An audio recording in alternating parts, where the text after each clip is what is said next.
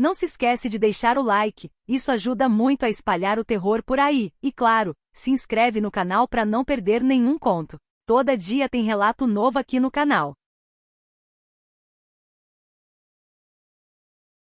Eu me chamo Ana Cláudia, e fui repórter por quase 10 anos. Dessas que se metem onde não devem, que cavam histórias onde todo mundo prefere o silêncio. Já entrei em zona de guerra, já fui ameaçada por miliciano, mas nada, absolutamente nada, me marcou como a história que me levou à Serra dos Pardais, em Minas Gerais.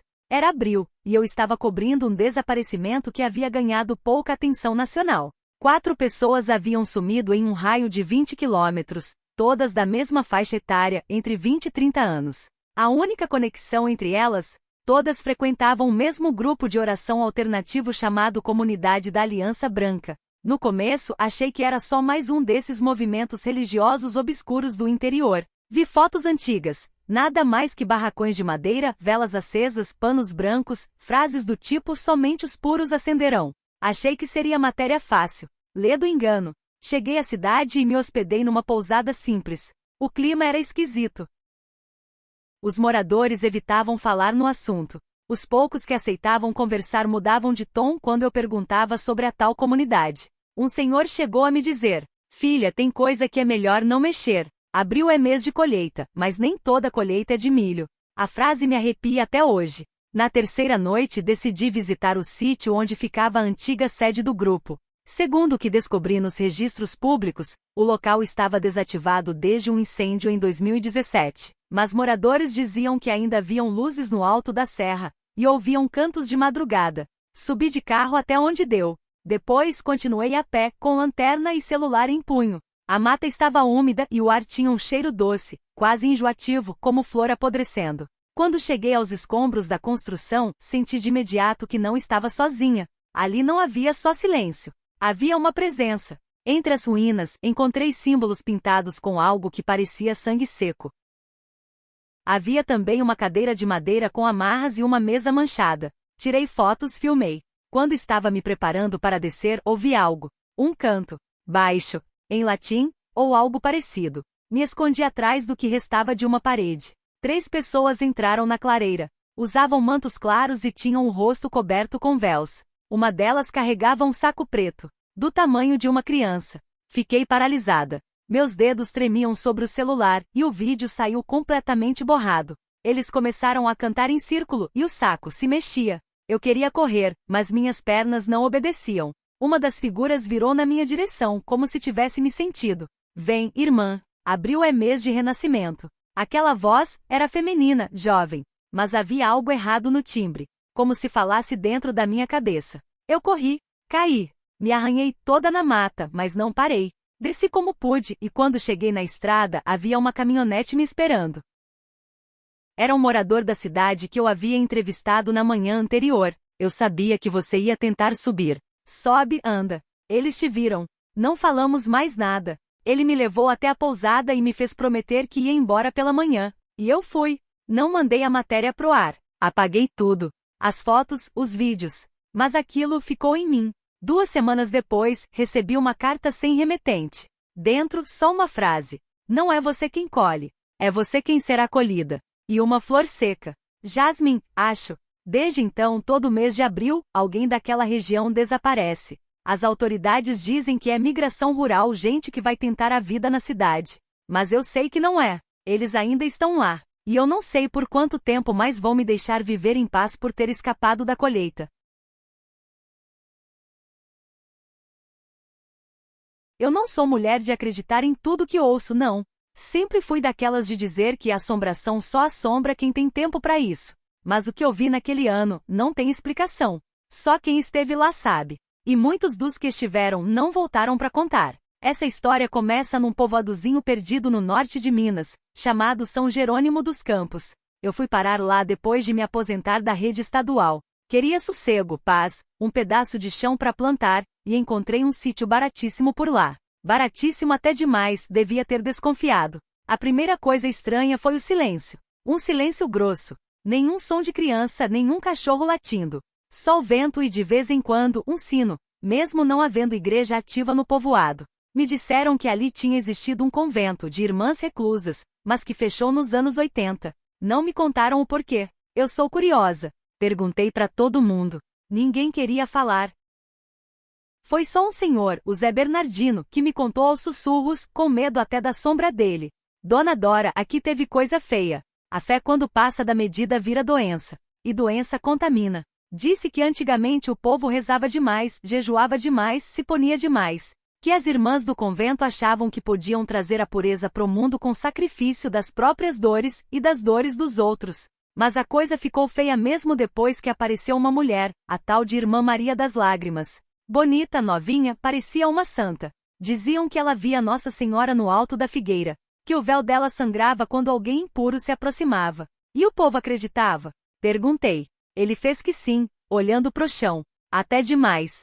Começaram a surgir crianças com hematomas, adolescentes sumindo, mulheres trancadas por dias no antigo convento. Quando os homens da cidade quiseram subir para tirar satisfação, encontraram as irmãs em jejum, pálidas, com o corpo coberto por marcas. No altar, o véu todo manchado de vermelho. Depois disso, o convento fechou. Mas dizem que a fé doentia não foi embora. Ficou enraizada no povoado. E uma vez por ano, entre o Domingo de Ramos e a Sexta-feira Santa, um grupo de fiéis se reúne numa antiga capela, escondida no mato, para reviver o tempo da purificação. E eu tive a infeliz curiosidade de ir lá. Era terça-feira da Semana Santa. Vi uma moça andando na estrada de barro de vestido branco, de cabeça baixa. Parecia em transe. Fui atrás. Ela entrou por uma trilha escondida que eu jamais teria visto sozinha. E lá estava a capela, caindo aos pedaços, tomada pelo mato, mas com velas acesas por dentro. Quando entrei, tinham umas 8 pessoas ajoelhadas, todas de olhos fechados, murmurando. No altar, o véu era branco, mas o centro dele estava manchado de vermelho escuro. Eu recuei. O ar ali dentro era espesso, quente. Quando virei para sair, ouvi uma voz baixa doce. A senhora tem culpa para purgar? Virei. Era ela. Uma mulher com os olhos mais fundos que já vi. Os pés descalços, os cabelos molhados. Ela me estendeu a mão e disse: ninguém entra aqui por acaso. O véu sabe. E aí, sangrou. Começou a pingar. Do tecido. Vermelho vivo. Caía no altar e se espalhava como tinta. Um dos fiéis começou a chorar. Outro se ajoelhou e começou a se bater com um ramo de espinhos. Eu gritei. Gritei mesmo. Mas ninguém pareceu ouvir. Corri. Fugi. Me machuquei no mato, caí e me arranhei, mas não parei. Voltei pro meu sítio com a alma em frangalhos. E naquela noite ouvi o sino. E ouvi uma voz. O sangue revela. O sangue purifica. Volte, Dora. Sua culpa ainda respira. Vendi o sítio no mês seguinte. Nunca mais pisei naquele lugar. Mas até hoje, toda Semana Santa, recebo uma carta. Sem remetente. Só com uma folha de véu. E uma gota vermelha no centro.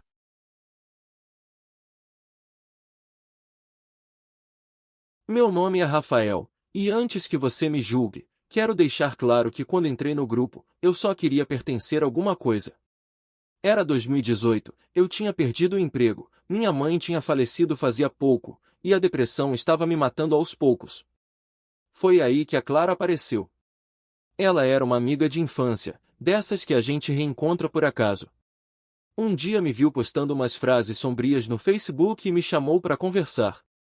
Me escutou de verdade. Falava com uma calma que parecia anestesia. E depois de algumas semanas, fez o convite. Rafa, tem um grupo que tá me ajudando muito. A gente se reúne para meditar, conversar, entender o nosso lugar nesse mundo tão quebrado. Na época, aquilo parecia a salvação. Eu fui. As reuniões eram num sítio isolado em Itu, no interior de São Paulo. O lugar era bonito, bem cuidado, com trilhas, casa grande e um salão todo feito de madeira escura. O grupo se chamava Renascidos da Estrela Negra. Soava meio poético, sei lá. Todo mundo era muito gentil, muito afetuoso. Tinham regras, claro, jejum esporádico, nada de álcool, e uma coisa chamada voto de silêncio reflexivo, em que ficávamos dias sem falar. Mas o que mais me chamou a atenção foi o líder.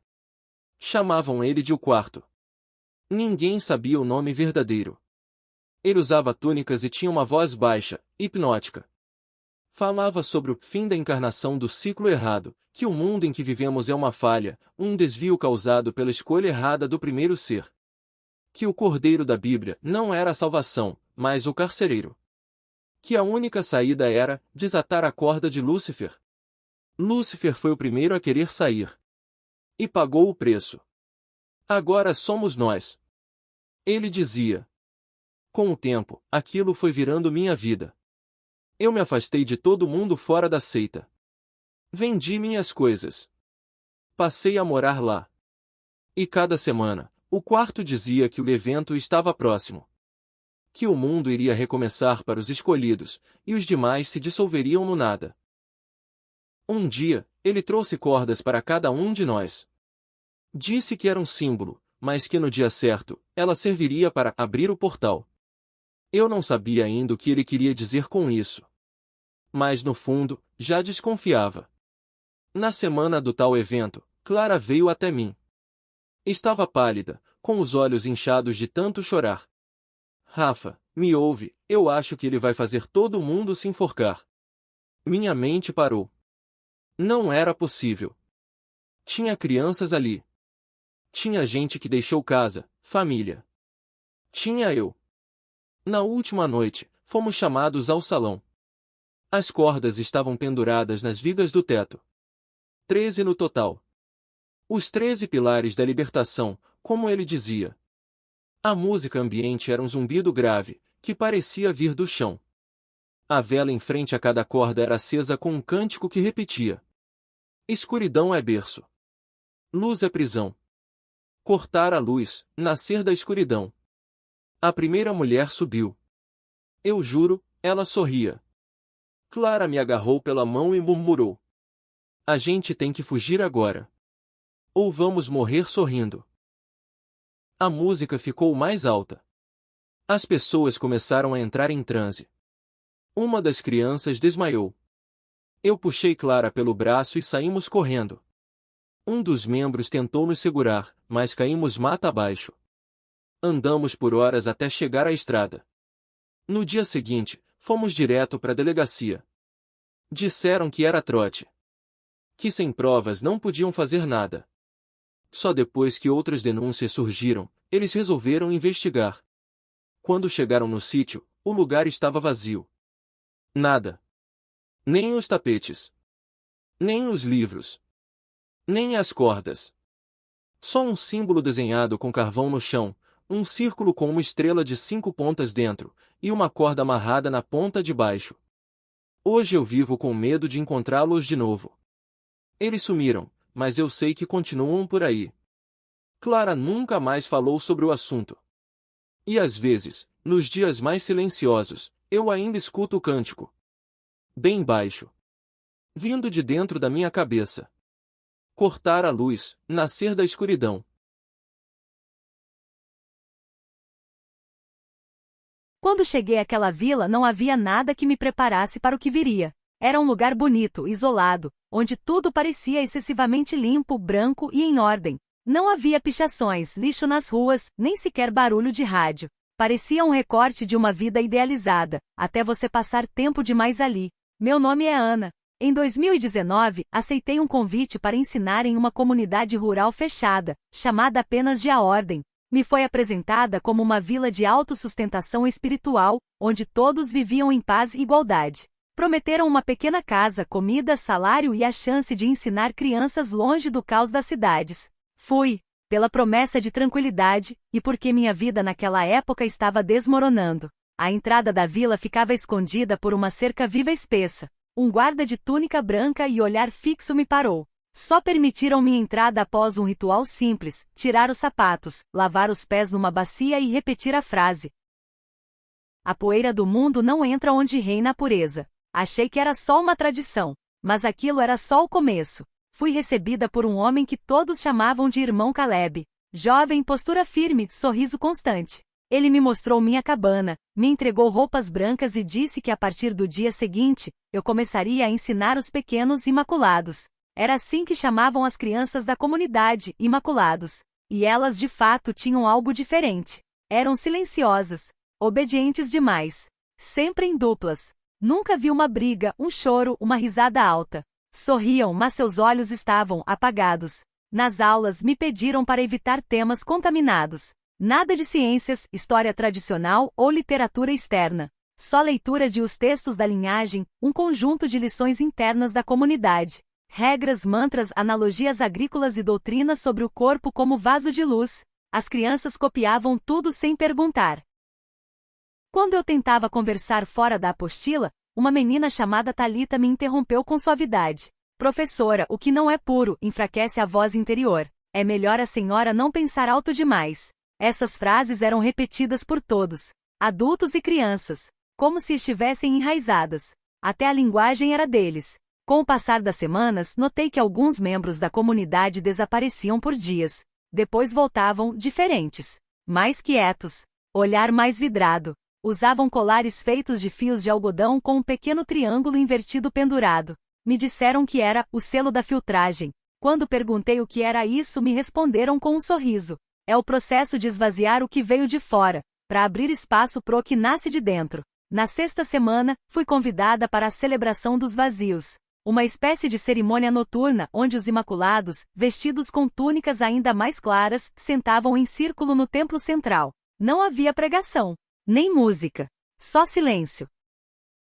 De repente, todos começaram a repetir uma única frase: nada entra, nada sai, só o que é nosso permanece. Irmão Caleb surgiu no centro do círculo com um pequeno recipiente de barro. Dentro, um líquido esbranquiçado. Passou para cada criança beber um gole. Quando chegou minha vez, ele sorriu. Professora, ainda não é o seu momento. Mas ele virá. Naquela noite, tive o sonho mais estranho da minha vida. Eu caminhava por um corredor branco, cujas paredes eram feitas de rostos. Todos imóveis, de olhos fechados. Quando eu falava, nenhum som saía da minha boca. No final do corredor, uma porta trancada. E uma criança sentada em frente a ela, olhando para mim. Era Thalita. Ela sussurrou. Já faz muito tempo. Você precisa sair antes que te filtrem. Acordei com suor gelado. A campainha do templo tocava, embora não houvesse vento. Lá fora a neblina estava densa demais pro horário. Peguei minha mochila e tentei sair discretamente da vila. Mas não consegui. O portão havia sumido. Literalmente. Onde antes havia uma entrada, agora havia só a cerca viva. Fui parada por 2 homens com o símbolo da ordem na túnica. Professora Ana, o irmão Caleb deseja conversar. Está preocupadíssimo com sua saúde mental. Fui conduzida até o templo. Caleb me esperava com chá quente. Ana, a voz interior não te alcança mais? Você sonhou com ela, não foi? Aquilo me arrepiou. Você quer ir embora. Mas já começou a se purificar. Se sair agora, vai se partir por dentro. Nesse momento, vi Thalita aparecer na entrada. Ela estava com o mesmo colar dos filtrados. Seus olhos não tinham mais luz. Professora, o Sr. Caleb é o único que escuta o que ainda pode ser salvo. Fingi aceitar. Voltei para minha cabana. Escondi um pequeno caderno de anotações no forro da mochila e aguardei a madrugada. Quando tudo ficou em silêncio, corri. Fui pelo mato até encontrar a estrada que eu lembrava. Andei por horas. Suja, exausta, descalça. Quando cheguei à cidade mais próxima, liguei para minha irmã. Ela veio me buscar. Ninguém acreditou muito na minha história. Mas ao menos não voltei para lá. Semanas depois, recebi um envelope branco sem remetente. Dentro, um pequeno triângulo invertido, feito à mão com fios de algodão. Desde então tenho pesadelos com rostos brancos e olhos fechados. E com Thalita sussurrando atrás da porta.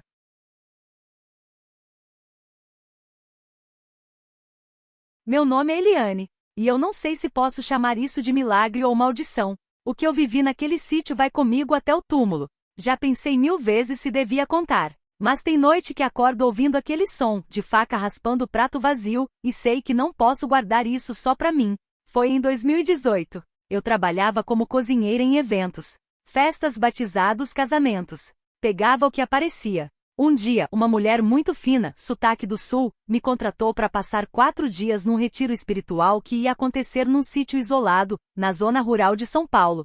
Ela disse que era um grupo pequeno, vegano, com práticas alimentares sagradas. Topei. O dinheiro era bom demais para recusar. Quando cheguei ao tal sítio já achei estranho. Portão de ferro, cercas altas e ninguém sorria. Eram cerca de 20 pessoas, todos de branco, todos calados.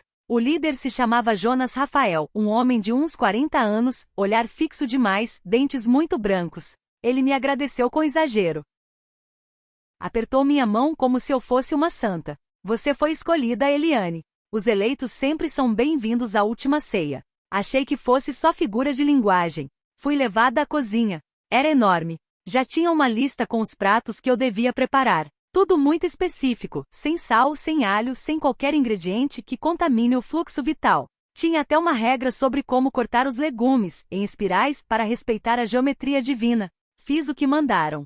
Mas à noite notei algo bizarro. Enquanto cozinhava, vi um dos participantes pela janela. Ele estava agachado no jardim, comendo terra. Quando me viu olhando, sorriu com a boca suja e correu. Depois vi outro, um homem magro, nu da cintura para cima, enfiando agulhas finas nos braços. E ninguém impedia. No segundo dia, comecei a notar que todos jejuavam até a noite. Só comiam juntos às 22 horas, numa ceia solene. O Jonas Rafael fazia um discurso antes de cada refeição.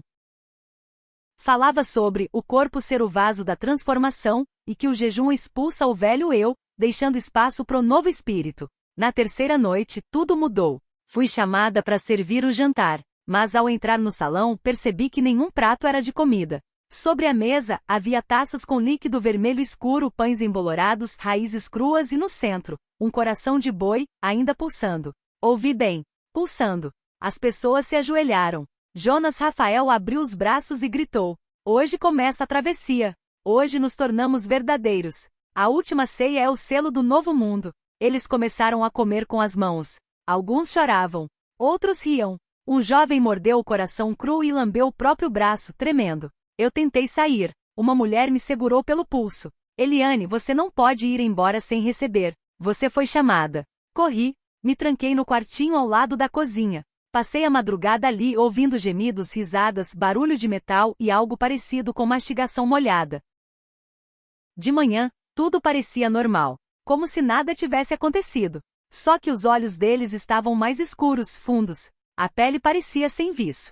Um rapaz chamado Gabriel, que no primeiro dia era simpático, agora não dizia uma palavra. Só me olhava como se eu fosse comida. Decidi fugir. Esperei a hora da meditação em grupo, me esgueirei pela cozinha e saí pelos fundos. Caminhei na mata até achar a estrada. Cheguei a um posto de gasolina à noite. Contei tudo pro frentista. Ele chamou a polícia. 2 viaturas foram comigo até o sítio. Mas ao chegar, estava vazio. Nenhum sinal de Jonas, dos participantes ou da ceia. Só marcas no chão. E uma cruz de madeira cravada no centro do gramado com as palavras: "Comerás do corpo, beberás do sangue. Quem não aceitar, será digerido." A polícia investigou. Nunca encontraram nenhum dos participantes. Descobriram que Jonas Rafael tinha registro de psicólogo, mas havia sido expulso por práticas abusivas.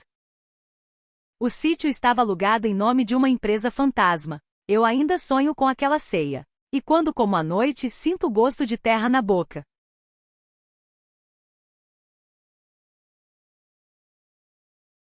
Quando eu era criança, minha avó me dizia que fé é faca de 2 gumes, pode curar ou pode cegar. Na época achei que ela só estava sendo amarga, velha cansada de vida. Mas hoje eu entendo. Porque eu vi com meus próprios olhos o que é uma fé que cega. Literalmente. Meu nome é Camila, e eu trabalho como técnica de enfermagem no interior de Goiás. Em 2021, fui chamada para uma ação voluntária de saúde em uma comunidade isolada no Alto Paraíso. Parecia algo simples: vacinação, aferição de pressão, orientação. Eu já tinha feito várias ações assim, mas essa era diferente. A comunidade se chamava Nova Visão. Para chegar lá, foram quase 3 horas de estrada de terra, depois mais 1 hora a pé. O lugar parecia um retiro espiritual, tudo limpíssimo, silencioso, quase fora da realidade. Mas o que mais me incomodou foi que ninguém olhava diretamente pra gente. Literalmente ninguém. Todos mantinham os olhos baixos ou usavam faixas cobrindo os olhos. Um deles, um rapaz de uns 20 anos, me disse baixinho: "Aqui a verdade só chega para quem fecha os olhos do corpo." Achei que era só mais uma metáfora esotérica. Mas quando a coordenadora da ação, a Vanessa, me puxou de lado, eu soube que tinha mais coisa ali. Eles fazem parte de uma doutrina nova. Ela sussurrou: "Seguem um tal de profeta Lázaro, um ex-advogado que afirma ter recebido uma revelação divina para criar o santuário dos olhos fechados." Achei o nome pesado. No segundo dia fui chamada para atender uma senhora que havia se machucado. Fui levada até uma casa simples, onde uma mulher de uns 60 anos tremia de dor. Ela havia perfurado o próprio olho com um espinho de laranjeira. Disseram que foi acidente. Mas quando a mulher cochilou sob o efeito de sedativos, ela sussurrou algo que nunca esqueci. Eu vi o que não devia. Eles mandaram eu fechar os olhos de vez. Voltei para a pousada mal. De noite fui andar um pouco para tentar respirar e ouvi um cântico. Vinha do centro da comunidade, de um salão hexagonal. Me escondi entre os arbustos e vi. Lá dentro, de olhos vendados, o tal profeta Lázaro falava com a voz calma e cortante. A luz é um engano. O mundo dos olhos mente. Só os cegos herdarão o novo reino. Havia um altar. Nele, um recipiente com algo escuro dentro. Um líquido espesso. Um dos fiéis se ajoelhou e mergulhou os dedos ali. Depois passou nos olhos e gritou. Não de dor, de êxtase. Começou a rir, a balançar o corpo. Os outros batiam palmas. A Vanessa apareceu do meu lado. Tinha me seguido. Camila, eles estão se preparando. Dizem que o eclipse da próxima semana vai abrir o véu do mundo enganoso. E que só os que se cegaram serão poupados da luz corrompida. Eles vão se ferir, Camila. Vão se ferir de verdade. Tentamos sair na manhã seguinte, mas nos disseram que era perigoso ir antes da bênção do eclipse. Disseram que havia presenças escuras na mata que só respeitavam quem já tivesse renunciado à visão mundana. Era claro. Estávamos presas. Na noite do eclipse, o ritual começou. Nos forçaram a entrar no salão. Havia dezenas de pessoas, todos com vendas, segurando objetos pontiagudos, agulhas, espinhos, pedaços de vidro. O profeta ergueu os braços. A verdade dói, mas liberta. Hoje veremos com os olhos do espírito. Vanessa me agarrou pela mão e sussurrou. É agora ou nunca. Corremos no meio da multidão. Um caos de gritos, gemidos, sangue. Alguém arrancava a própria córnea com os dedos. Outro mordia os olhos com os dentes. Conseguimos sair pela lateral e entramos mata dentro, guiadas só pelo luar. Chegamos à estrada de terra ao amanhecer. Ligamos para a polícia. Eles foram até lá. Encontraram a comunidade vazia. Sem rastros. Sem móveis. Só símbolos pintados com tinta branca nas paredes. 2 círculos entrelaçados com um traço atravessando ao meio representando olhos fechados. Nunca mais ouvi falar do profeta Lázaro. Nem de nova visão. Mas recebi, meses depois, uma carta. Sem nome, sem remetente. Dentro, um pequeno frasco com um líquido escuro e espesso. E um bilhete. Abra seus olhos, Camila. Eles ainda mentem para você.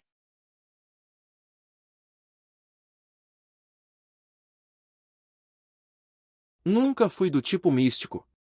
Sempre preferi respostas racionais, ciência, psicologia. Mas depois da perda da minha mãe em 2020, comecei a procurar sentido.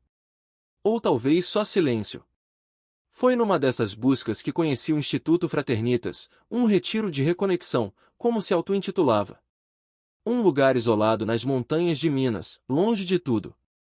A promessa era simples: 3 dias de silêncio absoluto, alimentação puríssima e uma cerimônia final chamada Ceia Branca, onde o elo com o todo seria restaurado. Achei que seria um fim de semana de jejum, meditação e caminhada. Algo para limpar a mente. O site era clean, com fotos de gente sorridente, trilhas verdes e fogueiras à noite. Fui. Ao chegar, fui recebida por uma mulher chamada Dária. Ela usava branco dos pés à cabeça, com uma faixa dourada na cintura.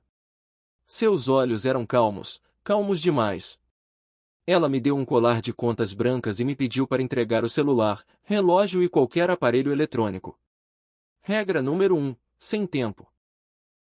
Nos levaram para cabanas individuais, espalhadas por entre as árvores. Nada de fechaduras, espelhos ou tomadas. Só cama, papel e lápis, e uma vela. Havia mais 11 participantes. Cada um parecia estar ali por um motivo diferente: perdas, crises, buscas interiores. No primeiro dia, comemos apenas vegetais crus. Não havia sal, nem tempero. Tudo muito branco: couve-flor, inhame, leite de amêndoas, arroz integral. No segundo dia, ninguém mais falava. Era parte do processo, apagar o ruído para que a essência fale. Todos passavam o dia caminhando, escrevendo ou apenas olhando pro nada. No fim da tarde, Dária passou por cada um com um pergaminho. Nele, havia o cronograma da Ceia Branca, marcada para a terceira noite. Um trecho me chamou a atenção. Ao entardecer do terceiro dia, aqueles que estiverem prontos provarão o pão da comunhão interior. Na noite anterior à ceia, tive um sonho estranho. Estava em uma sala branca, enorme, sem janelas. Havia uma longa mesa no centro, mas as cadeiras estavam vazias. Em uma delas, havia um prato com algo branco e redondo. Quando tentei me aproximar, ouvi uma voz dizer: comer é consentir. Provar é tornar-se. Acordei assustada. Mas na manhã seguinte, todos pareciam ainda mais serenos. Como se tivessem feito as pazes com algo. Menos eu. Na hora da ceia, fomos conduzidos em silêncio até o salão principal. Era um galpão de madeira clara, com velas espalhadas por todos os cantos. A mesa era simples, com pratos brancos, copos transparentes e uma travessa no centro coberta por um tecido branco rendado. Dália se posicionou à cabeceira. Fez um gesto com as mãos e todos se sentaram. Ela então tirou o pano e revelou o conteúdo da travessa, dezenas de pães brancos, perfeitamente redondos. A textura era incomum. Não como pão comum. Mais firme. Como algo prensado ou moldado à mão com muito cuidado. Cada um pegou o seu, em silêncio. Eu hesitei. Quando Dália me olhou, percebi algo nos olhos dela. Como se ela estivesse testando minha reação. Antes de começar, ela disse, com a voz baixa, mas firme: a ceia branca é a prova de que estamos dispostos a abandonar o que carregamos.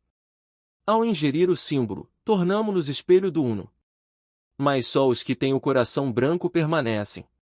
Todos comeram. Um por um. Mastigando devagar, em silêncio absoluto. Menos eu. Eu fingi. Segurei o pão com as duas mãos, levei até os lábios e apenas encostei os dentes, sem morder. Senti um leve cheiro doce. Quase imperceptível. Como de incenso misturado com algo antigo. Depois da ceia, fomos enviados de volta às cabanas para o descanso final. Mas naquela madrugada, eu ouvi barulhos. Passos. Sussurros. Espiei pela janela. Vi 4 pessoas de branco sendo levadas pela mata. Cada uma carregava uma vela apagada. Andavam como se estivessem em transe. Na manhã seguinte, havia apenas 7 de nós no café. Dália apareceu e disse que os outros tinham completado o círculo. Ninguém perguntou nada. Eu também não. Mas no fundo, algo gritava. Quando terminou o retiro, peguei meu celular e voltei para a estrada. Só então descobri que não existia nenhum Instituto Fraternitas registrado em lugar nenhum. O site sumiu do ar. O endereço que me deram não aparecia no GPS. Passei semanas tentando entender o que aconteceu. Até que recebi um envelope branco pelo correio. Dentro, havia uma única coisa. Um pão redondo e seco, com uma rachadura no centro, em forma de espiral. Desde então, evito padarias. E sonhei com a mesma mesa da sala branca 3 vezes esse mês. Na última, as cadeiras já estavam ocupadas. E a que estava vazia, era a minha.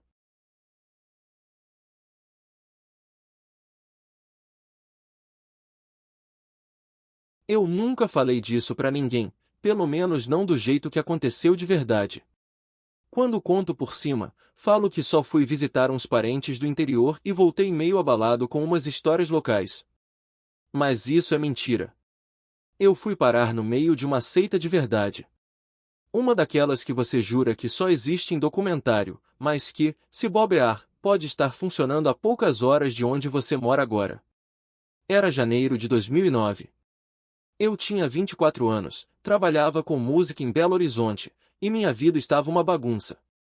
Terminei um relacionamento de 6 anos, estava falido e comecei a ter umas crises de ansiedade horrorosas. Minha mãe, que era do tipo mais mística e ligada nessas coisas de espiritualidade, me disse: vai lá pro sítio do tio Jonas. Fica uns dias por lá, some da cidade. Ele tá morando com aquele grupo de oração que parece fazer bem pra ele. Até então, não achei estranho. Tio Jonas era o ovelha negra da família. Ex-viciado, ex-caminhoneiro, ex-pai de família. Desde 2007, ele tinha se envolvido com uma tal comunidade rural no norte de Minas, num lugarejo esquecido chamado Córrego das Almas. Peguei um ônibus até Montes Claros, depois outro até uma vila chamada Bocaiúva, e por fim, entrei numa estrada de terra por quase 2 horas com um sujeito que se apresentou apenas como irmão Eber. A caminhonete dele parecia estar sendo engolida pela poeira vermelha da região. Aqui o tempo é outro, ele disse, com um sotaque carregado e aquele olhar fixo, estranho, que só mais tarde eu aprenderia a temer. Chegamos numa clareira com casas de adobe, sem energia elétrica. As pessoas me olhavam com uma intensidade que dava náusea. Usavam roupas claras, quase sempre túnicas bege ou brancas, descalços ou com sandálias de couro. Logo no primeiro dia, me levaram para uma cerimônia de acolhimento.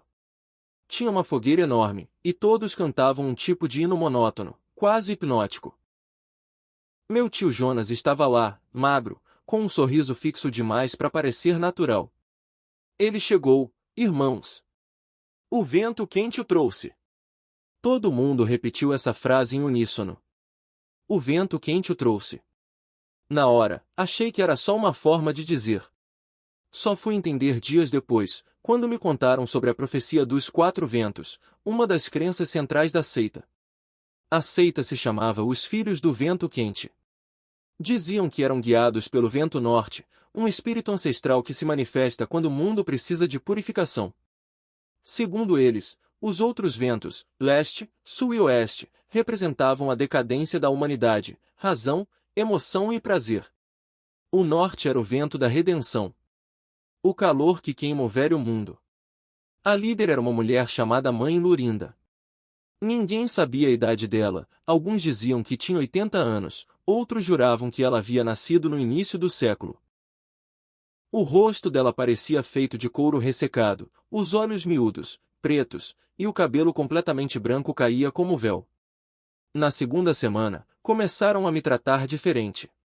Me davam porções maiores de comida, água mais limpa, e um lugar melhor para dormir. Um rapaz chamado Eliezer me explicou. É porque você chegou no tempo certo. Você é o Mirim do Fogo. O quê? Eles acreditavam que o Mirim do Fogo era um forasteiro que viria antes da Grande Queima, um evento apocalíptico que destruiria o mundo dos ímpios. Esse Mirim não precisava fazer nada, ele só precisava estar lá, para ser testemunha viva. Diziam que era o último elo humano com o velho mundo. Nesse ponto, eu já queria sair, mas qualquer tentativa era evitada. Começaram a me vigiar. Para sua segurança, diziam. Minha mochila tinha sumido, meus documentos também. Eu era só mais um no meio do nada, sem internet, sem celular, sem rota de fuga. Às vezes eu ouvia gritos durante a madrugada. Uma noite, vi 2 homens sendo arrastados por outros irmãos até uma gruta. Me disseram que tinham se corrompido pelo vento do sul, que era paixão carnal. Eles voltaram dias depois, mudos. Literalmente mudos. Um deles babava o tempo todo. Eu tentei fugir. Na calada da noite, corri por entre as árvores. Mas o terreno era traiçoeiro, e eu caí num buraco cheio de pedras. Acordei num tipo de cela de barro, com as pernas amarradas. Passaram 2 dias até que me soltaram. Mãe Lurinda veio me visitar. Trouxe um mingau e disse: se você for embora, o mundo arde sem testemunha. Você quer carregar essa culpa? Ela me hipnotizava com aquele jeito calmo. Parecia que ela falava dentro da minha cabeça. Durante os dias seguintes, começaram a me dar um chá estranho antes das orações. Ele entorpecia, dava tontura, e depois vinham as visões. Vi fogo, vi a terra rachando. Vi minha mãe gritando meu nome no meio das labaredas. A grande queima foi marcada para o solstício de inverno daquele ano. Diziam que as 5 chamas seriam acesas e queimaríamos símbolos do mundo decadente, uma televisão velha, roupas coloridas, livros didáticos. E depois, viria a oferta. A oferta era humana. Nesse dia, um dos irmãos mais velhos, um homem de quase 90 anos, chamado irmão Iago, se voluntariou. Eles o vestiram com um tecido vermelho e o deixaram ajoelhado no meio da clareira. Mãe Lurinda segurava uma lamparina com óleo e pronunciava palavras numa língua que eu nunca tinha ouvido antes. Mas antes que ela acendesse o fogo, algo inesperado aconteceu. Um helicóptero da Polícia Federal apareceu no céu. Alguém tinha denunciado. Mais tarde descobri que foi uma ex-membro que havia escapado anos antes e finalmente teve coragem de relatar tudo. Foram 19 presos naquela noite. Mãe Lurinda desapareceu. Literalmente. Fugiu para a mata e nunca mais foi encontrada. Eu fui resgatado, levado para um hospital em Montes Claros. Passei por exames, sessões com psicólogos, interrogatórios. Contei o mínimo. Disseram que eu estava em estado de dissociação parcial. Por fora, parecia calmo. Por dentro, o pavor ainda morava. Hoje, vivo em outro estado. Tenho uma vida normal. Mas toda vez que ouço vento forte vindo do norte, meu estômago revirava. Só agora, tantos anos depois, consegui escrever isso. Não para exorcizar nada. Não existe exorcismo suficiente para certas coisas. Mas para lembrar. Porque essas seitas não são só histórias. Elas estão aí. E o vento quente ainda sopra.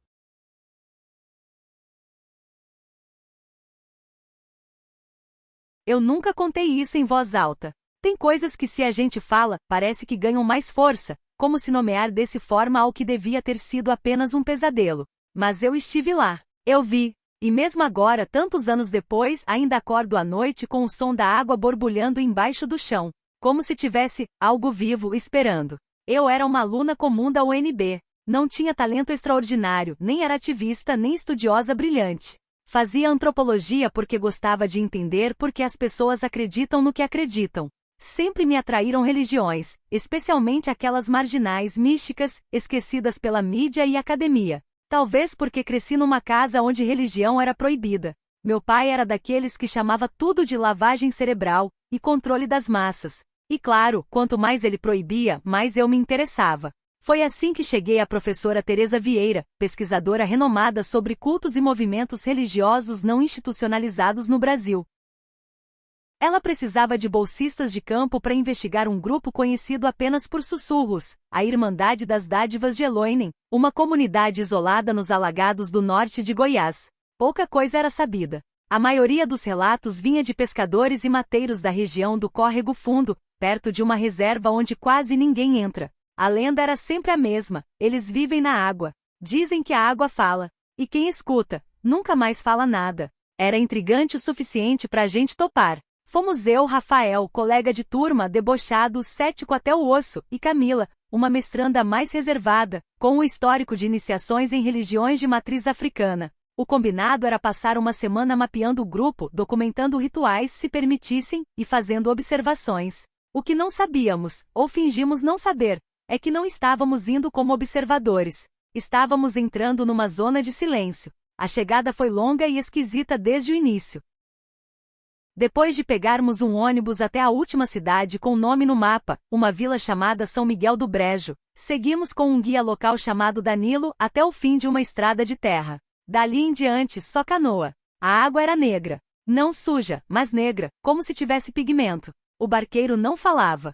Usava um chapéu de couro com furos nas laterais e cruzes desenhadas com cinza no pescoço. Um velho com o olhar vidrado. Durante a travessia, ouvi um som estranho vindo das margens. Uma mistura de risada afogada e soluço, como se alguém estivesse tentando rir com a boca cheia de lama. Olhei para Camila, e ela também tinha ouvido, mas só baixou os olhos. Foi Rafael quem quebrou o silêncio. Esse lugar parece cenário de filme de exorcismo rural. O barqueiro olhou para trás, pela primeira vez. Olhar fixo. E falou: Eloy nem ouve. A Irmandade não era exatamente como imaginávamos. Não era um vilarejo normal, com casas separadas, caminhos e hortas. Era um emaranhado de palafitas sobre uma área alagada, conectadas por tábuas e cipós trançados. Tudo era úmido, escorregadio, vivo. O chão parecia respirar embaixo dos nossos pés. As pessoas usavam túnicas de algodão cru, mas com algum símbolo de sombra, um colar preto, uma faixa escura no rosto, ou uma luva de couro em uma só mão. Havia crianças, idosos, mulheres grávidas, todos em silêncio ou falando num tom abaixo do sussurro. O líder se chamava Mãe Iracema, uma mulher pequena, enrugada com olhos tão brancos que pareciam de vidro leitoso. Não sabíamos a idade dela, uns diziam mais de 100 anos. Ela não falava. Comunicava-se com sinais lentos e sons guturais que os membros interpretavam com reverência. Nos acolheram como hóspedes da água. Nos deram redes para dormir, chá escuro para beber, e avisaram, nos 3 primeiros dias, não falem em voz alta. Eloíne sente. Rafael achava graça. Camila, no entanto, parecia estranhamente receptiva. Ela começou a passar mais tempo com as mulheres da Irmandade, acompanhando rituais de limpeza corporal, colhendo ervas, dormindo longe de nós. No 4º dia, ela parou de conversar conosco. Só sorria sem mostrar os dentes. Na 5ª noite, escutei algo se movendo na água. Olhei pela fresta da palafita e vi 3 figuras carregando Rafael, desacordado, em direção a uma estrutura circular feita de cipó e barro, o ninho da água. Corri até lá, mas fui contida por 2 homens altos. Um deles sussurrou no meu ouvido: o barulho dele precisa descansar. De manhã Rafael não estava. Camila disse que ele foi aceito, que o espírito tinha mostrado o caminho da submersão. Quando insisti em procurar, disseram que ele havia partido antes do amanhecer. Sozinho. Sem canoa. Sem trilha. Comecei a entrar em desespero. Tentei procurar ajuda sozinha. Não havia sinal. Nem bússola funcionava direito, o ponteiro rodava sem parar. O céu estava sempre encoberto. Não dava para se guiar por nada. Eles começaram a me dar um chá diferente. Amargo. Denso. Fiquei 3 dias com dor de cabeça e enjoos visões. Vi Eloinen. Ou melhor, ouvi Eloinen. Não como uma voz, mas como um peso na garganta. Uma pressão que fazia meus ouvidos zumbirem e meu corpo querer se dobrar. Na água vi bolhas surgirem e sumirem com ritmo. Como se respirasse. Como se esperasse. Camila não era mais Camila. Ela andava em silêncio, com um pano preto nos olhos e os braços riscados com símbolos curvos. Disse que agora era olho mudo de Eloinen. Me disseram que na última noite eu seria levada ao banho de ouvido, um ritual de iniciação para os aceitos. Tentei fugir de novo, mas fui capturada por 3 mulheres. Elas me levaram até uma câmara semi-submersa sob as palafitas. Lá, havia água até a cintura. Fria, escura. Passaram lama no meu corpo, me fizeram beber algo viscoso e começaram a cantar, mas por dentro da boca. Um som abafado, quase sufocado. A água começou a borbulhar. Senti algo tocar meu tornozelo.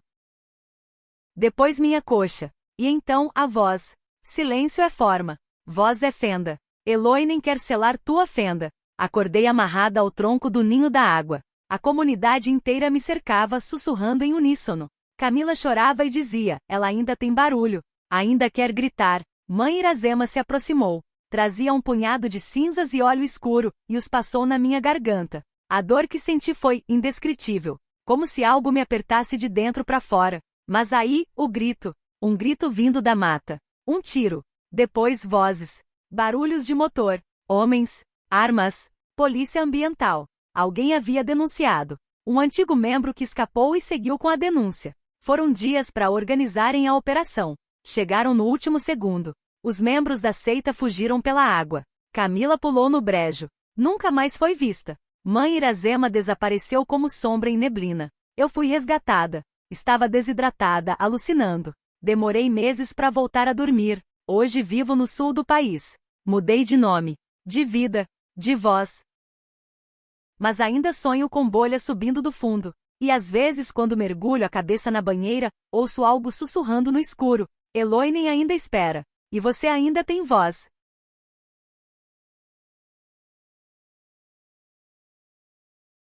Eu nunca soube o que exatamente estava procurando quando larguei meu emprego e fui morar em uma casinha alugada no interior de Goiás.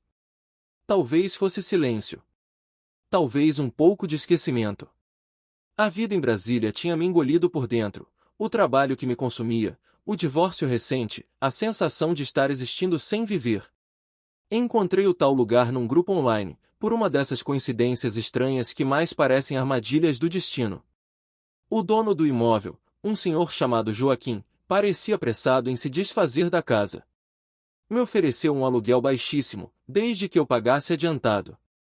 Não fiz muitas perguntas. Era uma construção simples, mas charmosa, num vale cercado por morros cobertos de mata. A cidade mais próxima ficava a quase 30 quilômetros. E a internet, bom, só pegava em um único ponto do terreno, encostado no poste de entrada. No começo, foi tudo o que eu precisava. Os dias passavam devagar, com o canto dos pássaros e o som da água corrente de um riacho próximo. Comecei a escrever de novo. Voltei a sonhar. Mas durou pouco. Coisas estranhas começaram a acontecer. Primeiro foram os ruídos. Sempre por volta das 3 da manhã. Um coro baixo, como se várias vozes murmurassem ao longe, entre a mata e o topo dos morros. Não era o tipo de som que você identifica com facilidade. Era um lamento, ou talvez um canto. O tipo de coisa que arrepia até o fundo da espinha. Uma noite, por impulso, saí com a lanterna para tentar entender. Não fui longe. A luz começou a falhar assim que cheguei perto de uma antiga trilha atrás da casa. Quando ela se apagou por completo, ouvi, nítido, meu nome sendo sussurrado. 3 vezes. Voltei correndo. Na manhã seguinte, fui até o bar da vila para conversar com alguém. O dono, um sujeito calado chamado Marquinhos, me encarou por uns segundos quando mencionei os sons. Disse apenas: "Você tá perto demais do Vale das Almas." Insisti, pedi para ele explicar. Ele relutou. Depois disse que existia uma parte do vale, mais profundo da mata, onde ninguém ia desde os anos 80. Ali, segundo ele, tinha existido uma comunidade isolada, chamada os Filhos da Nova Travessia. Uma seita. Dizia-se que acreditavam que podiam se comunicar com os mortos. Não por meio de espíritos ou rituais comuns, mas ouvindo as vozes deixadas nas pedras, nas árvores, na própria terra. Chamavam isso de eco da alma. Viviam reclusos, sem contato com ninguém. Até que desapareceram de repente. Alguns diziam que tinham se matado em massa. Outros juravam que tinham simplesmente sumido. Restaram apenas ruínas e um medo entranhado nos moradores mais velhos. Aquilo me perturbou, mas também despertou algo. Uma espécie de fascínio doentio. Passei os dias seguintes tentando encontrar registros. Consegui, num site acadêmico obscuro, um artigo sobre comunidades espiritualistas do Centro-Oeste, onde a seita era mencionada brevemente. O autor dizia que o grupo acreditava que a alma humana, após a morte, não deixava o plano físico por completo. Parte dela ficava presa na frequência dos sussurros, um plano entre mundos. Acreditavam que as vozes dos mortos eram a chave para uma nova consciência. E que o vale era um dos raros lugares no mundo onde isso era possível de se ouvir. Segundo o artigo, a seita havia sumido em 1987, depois de um evento chamado A Transposição. Na semana seguinte, decidi ir até o lugar. Era um caminho escondido, atrás de uma cerca coberta por folhas. A trilha, tomada por raízes e pedras soltas, me levou a uma clareira escondida entre as árvores. Ali estavam os restos da antiga comunidade, pedaços de muro, degraus de pedra, o que parecia ter sido uma pequena capela circular, e várias placas de cerâmica fincadas no chão. Nelas, havia nomes, datas e frases enigmáticas como "a alma ecoa onde a carne cala" ou "não temas as vozes, tema o silêncio." Foi ali que comecei a ouvir de novo. Não era só à noite. Em qualquer hora do dia, bastava o vento passar pelas árvores, ou eu pisar mais forte num certo ponto do chão, que os sussurros vinham. Vozes sobrepostas, algumas chorosas, outras ríspidas. Umas diziam frases completas: "Eles vieram antes de nós, ainda não é tempo, ouça o que resta de mim." Não parecia alucinação. Eu gravava. E os áudios traziam apenas vento. Voltei à clareira diversas vezes. Era como um vício. Eu precisava ouvir mais. Comecei a sonhar com eles. Rostos pálidos, olhos fundos, cabelos colados ao crânio, aparecendo na porta da minha casa. Não pediam ajuda. Observavam. Certa madrugada, acordei com o som da porta dos fundos rangendo. Estava destrancada. Quando fui fechar, vi pegadas no barro. Pequenas, descalças, levando de volta a trilha. Peguei o facão e a lanterna, e fui atrás. A cada passo, os sons aumentavam. Riso de criança. Lamento de mulher. Um coro repetindo em voz baixa: nós atravessamos, você também vai. Na clareira, a luz falhou de novo. As placas estavam todas reviradas. E bem no centro, havia algo novo, um círculo de pedras, com um símbolo feito de ossos pequenos e secos, ossos humanos. No centro do círculo, uma figura me esperava. Um homem de túnica branca, de olhos sem pupilas. Mas ele não era físico. Sua forma tremeluzia como fumaça espessa, e ao falar, sua voz saía em múltiplos tons, como um eco dentro de um abismo. Ele disse que a seita nunca havia deixado o vale. Que as vozes, agora, buscavam um novo arauto. Alguém de fora. Alguém sozinho. Desmaiei. Acordei já de manhã, no meio do mato, com marcas vermelhas nas mãos e pés, como se tivessem me amarrado com corda fina. Fugi de volta para casa. Arrumei tudo em 2 horas. Ao passar pelo bar do Marquinhos, ele nem perguntou. Apenas disse: você não devia ter ido lá. Nunca mais voltei. Mas às vezes, à noite, ainda ouço. Mesmo longe. Mesmo com o rádio ligado, mesmo com o barulho da cidade ao redor. No silêncio entre um som e outro, vem um sussurro. Você ainda ouve, não ouve? Sim. Eu ouço. E temo o dia em que o silêncio for absoluto, pois será o momento em que as vozes terão atravessado de vez.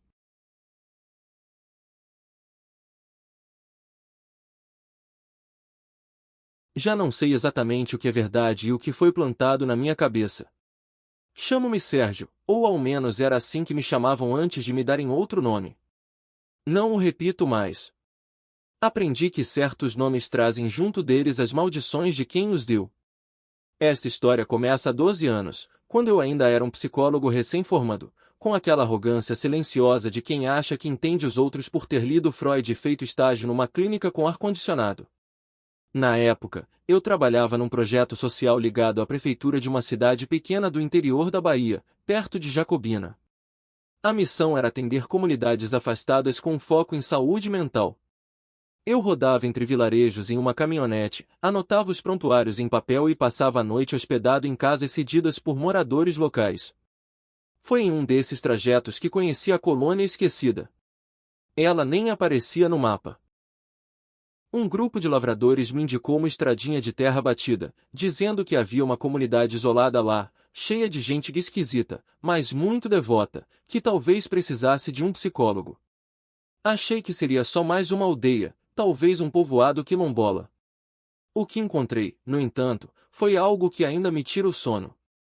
A entrada era marcada por uma espécie de pórtico de madeira entalhado com símbolos circulares que nunca tinha visto.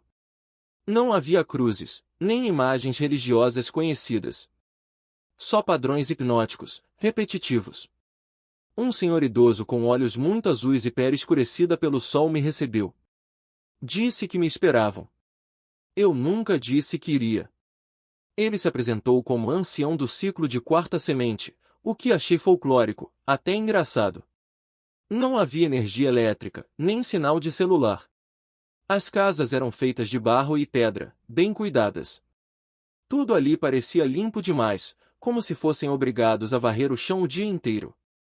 E havia um silêncio estranho. As crianças não corriam. Os adultos evitavam se olhar nos olhos. E ninguém, absolutamente ninguém, falava do mundo de fora. É proibido lembrar. Essa foi a primeira coisa que li, escrita numa placa de madeira no centro do povoado, onde havia um galpão coberto de palha. As lembranças são parasitas. Só na ausência delas somos puros. Aquilo mexeu comigo. Parecia um jogo de palavras mal construído, mas ao mesmo tempo, havia uma lógica esquisita ali. Os moradores viviam sob um sistema rigoroso de controle de memória. Não podiam dizer seus nomes de nascimento. Não podiam contar histórias antigas. Não usavam datas. Havia rituais para apagar lembranças, e eles acreditavam que relembrar era reabrir feridas do espírito. Quando perguntei onde haviam aprendido aquilo, disseram apenas, foi nos sussurros. Passei 3 dias ali, observando, fazendo anotações escondidas num caderno que depois queimariam. Fui acolhido por uma mulher chamada Yara, ou era o nome novo que lhe deram. Ela era jovem, tinha olhos inquietos e uma cicatriz profunda no queixo.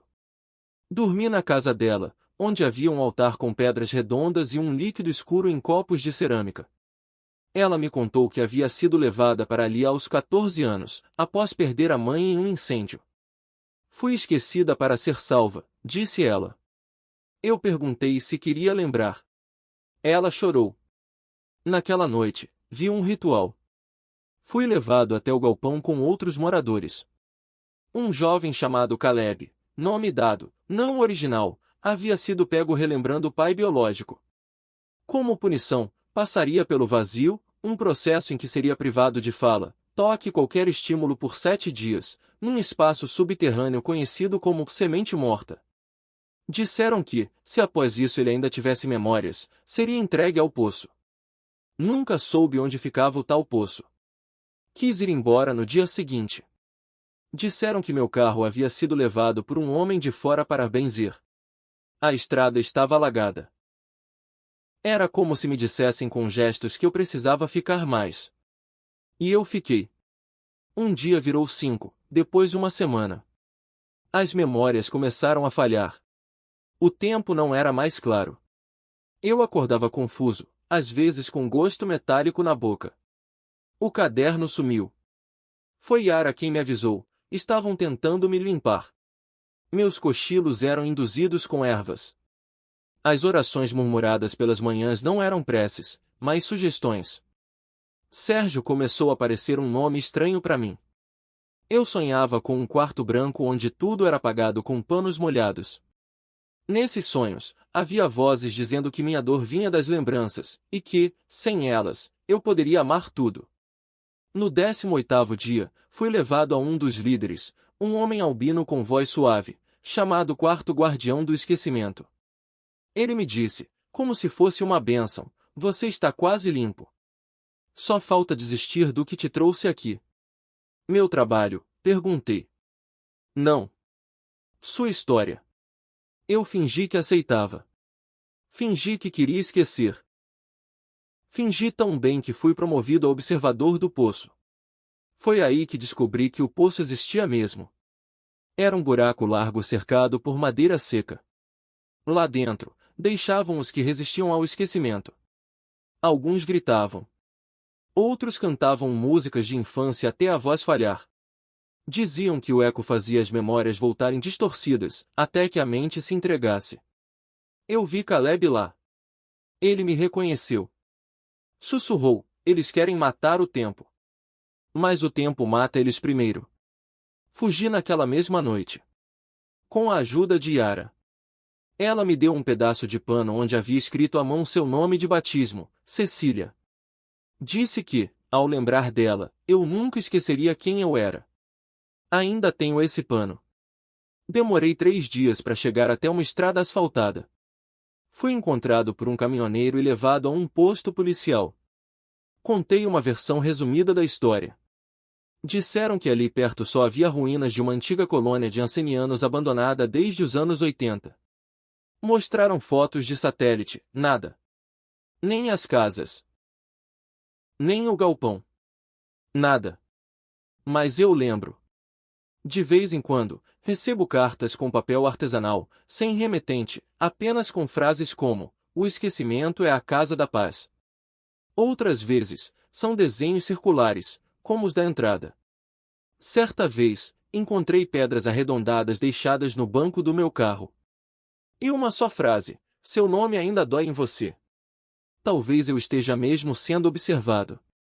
Talvez tenha sonhado tudo. Mas sei que tem gente desaparecida. Gente que um dia decidiu esquecer e nunca mais foi encontrada. Se por acaso alguém te disser que existe um lugar onde você pode apagar a dor, pense bem, talvez você apague junto à única coisa que te faz humano. A memória.